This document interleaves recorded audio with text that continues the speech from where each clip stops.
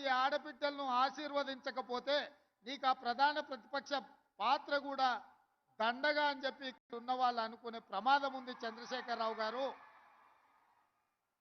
ఒక పక్కన మేము వీళ్ళకు ఉద్యోగాలు ఇవ్వడానికి ప్రయత్నం చేస్తుంటే, అడ్డంకులను తొలగించి ముందుకు వెళ్ళాలని ఆలోచన చేస్తుంటే, ఇంకొక పక్కన నీ అల్లుడు ఈరోజు ఈ ప్రభుత్వం మీద వీళ్ళకు ఉద్యోగాలు ఇవ్వాల్సిన అవసరం లేదన్నట్టుగా మాట్లాడుతుండు. మీరైనా పిలిచి మీ అల్లుడికి గడ్డి పెట్టండి.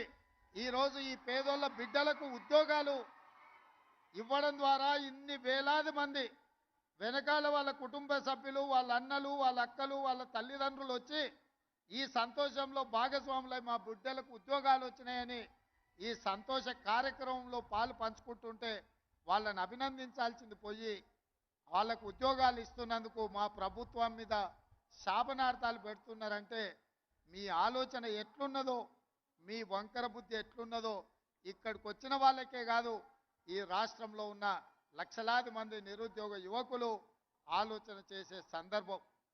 అందుకే ఈ తెలంగాణ సమాజంలో ఉన్న ప్రధానమైన నిరుద్యోగ సమస్యను పరిష్కరించడానికి మా ప్రభుత్వం ఏర్పడిన వెంబడే తెలంగాణ పబ్లిక్ సర్వీస్ కమిషన్ని ప్రక్షాళన చేసి అక్కడ నూతనంగా ఖాళీలు ఉన్న దాదాపుగా 2 లక్షల ఉద్యోగ నియామకాలు చేపట్టాలన్న ఆలోచనతోటి మా మంత్రివర్గ సహచరులతోని యూపీఎస్సి అక్కడికి వెళ్ళి ఆ చైర్మన్ను, అక్కడ విధి విధానాలను, అక్కడ నిర్వహణ విధానాన్ని పరిశీలించి ఈరోజు మా ప్రభుత్వం తెలంగాణ పబ్లిక్ సర్వీస్ కమిషన్ను పూర్తిగా ప్రక్షాళన చేసి నూతనంగా చైర్మన్ను, సభ్యులను నియమించుకోవడం జరిగింది. తొందరలోనే తెలంగాణ పబ్లిక్ సర్వీస్ కమిషన్ ద్వారా నియామకాలు, వైద్య ఆరోగ్య శాఖ ఇక్కడ ఉద్యోగ నియామకాలు వీరి ద్వారా, అదేవిధంగా పోలీస్ రిక్రూట్మెంట్ బోర్డు నుంచి తొందరలోనే 15,000 పైచిలకు పోలీసు ఉద్యోగ నియామకాలను కూడా చేపట్టడానికి ఈరోజు మా ప్రభుత్వము కృషి చేస్తున్నది.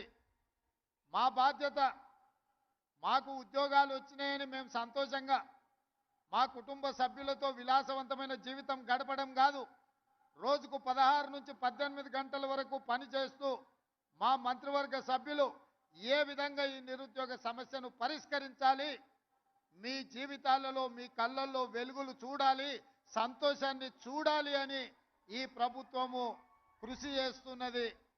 తప్పకుండా ఈ తెలంగాణ నిరుద్యోగ యువకుల యొక్క కళ్ళల్లో సంతోషం చూడడానికి మా ప్రభుత్వం కట్టుబడి ఉన్నది.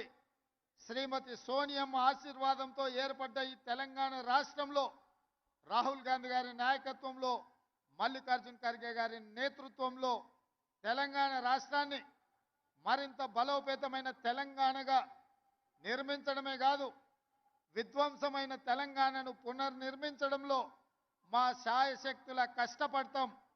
మీకోసమే అహర్నిశలు కృషి చేస్తాం.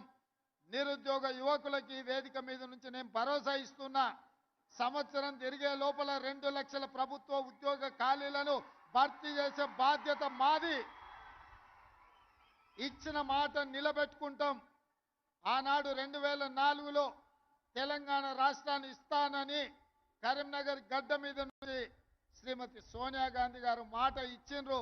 ఇచ్చిన మాట నిలబెట్టుకొని 2014లో తెలంగాణ రాష్ట్రాన్ని ఏర్పాటు చేయడం జరిగింది.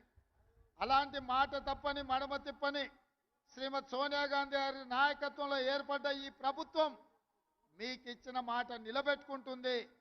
మీ నిరుద్యోగ యువకుల యొక్క ఆకాంక్షలను నెరవేర్చడానికి తప్పకుండా 2 లక్షల ప్రభుత్వ ఉద్యోగ ఖాళీలను భర్తీ చేస్తాం. మీ కళ్ళల్లో ఆనందం చూసి ఫామ్ హౌస్లో ఉన్న వాళ్ళు కుళ్ళుకున్నా,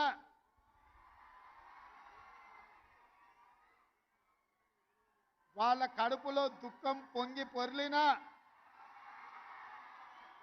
వాళ్ళ శాపనార్థాలు ఎన్ని పెట్టినా ఒక్క మాట చెప్పదలుచుకున్నా, పిల్లి శాపనార్థాలకు ఉట్టి తెగిపడదు హరీష్ రావు గారు.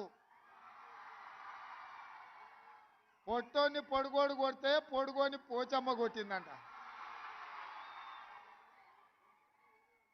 హరీష్ రావు, మేము ఉద్యోగాలు ఇస్తుంటే అవాకులు చవాకులు పలుకుతున్నావు కదా, ఒక్కసారి ఇక్కడున్న కెమెరామెన్లకు నేను వాళ్ళ సంతోషాన్ని చూడండి, ఆడబిడ్డల కళ్ళల్లో ఆనందాన్ని హరీష్ రావుకు